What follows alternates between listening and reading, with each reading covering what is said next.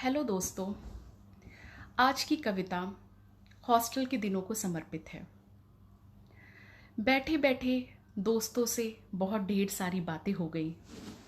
Hostel के दिनों की पुरानी यादें ताज़ा हो गई। गार्डन से लेकर के मेस तक की दूरियां भी तय हो गई। जूनियर और सीनियर से नाते की गपशप भी हो गई। अपने बैच वालों के किस्सों की चर्चाएं भी हो गई। वार्डन और गार्ड के पहरों की पहल भी हो गई। हॉस्टल की पुरानी यादें ताज़ा हो गईं। उन दिनों खुशियों के मायने और पैमाने अलग हुआ करते थे। घर का खाना पाकर के ही खुश हो जाया करते थे। मेस के खाने को छोड़कर चुपके चुपके मैगी बनाया करते थे। रात के 2 बजे बर्तन धोते और चाय बनाते नजर आते थे। मिन्नतें करके कुक बनने का मौका भी निकाल लिया करते थे।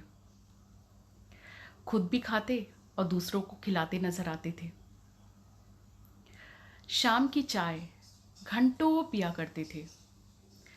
इधर उधर की बकबक के साथ समोसों का लुत्फ भी उठाया करते थे। गेट से बाहर निकलने वालों को हाय हेलो कर दिया करते थे।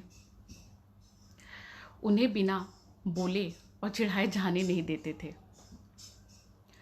हॉस्टल के किसी भी कोने को छोड़ा नहीं करते थे। चुपके चुपके फोन पर बात करने वाले को घूरते और हंसकर निकल जाया करते थे। किसी भी उत्सव को मनाने का मौका नहीं छोड़ते थे। खूब बढ़ चढ़ के भाग लेते थे और मस्ती किया करते थे। बिना किसी कारण नाचते गाते रहते थे। खुशियों के लिए, खुशियां मनाने के लिए कारण नहीं तलाशते थे। एक दूसरे की तारीफ करने से भी नहीं कतराते थे। खुद भी खुश होते थे और दूसरों को भी खुश कर दिया करते थे। कॉलेज जाना और परीक्षा देना किसी मजाक से कम ना था। पूरी साल मस्ती करके एक हफ्ते पहले पागलों की जैसे पढ़ा करते थे। अपनी तैयारी से ज़्यादा दूसरे की तैयारी की खबर लिया करते थे। बताओ बताओ उस टॉपिक में क्या लिखा है, रास्ते भर पूछा करते थे। एग्ज़ाम ख़त्म होने पर टॉप करने जैसी खुशियां मनाया करते थे। एक दूसरे को दिलासा भी दिया करते थे। रिजल्ट वाले दिन एक दूसरे का मनोबल भी बढ़ाया करते थे। हॉस्टल के दिन जीवन के सुनहरे दिनों में से एक है। तमाम अटकलों के बाद भी दिल के बहुत करीब है। हॉस्टल के दिनों ने बहुत सबक सिखाया है।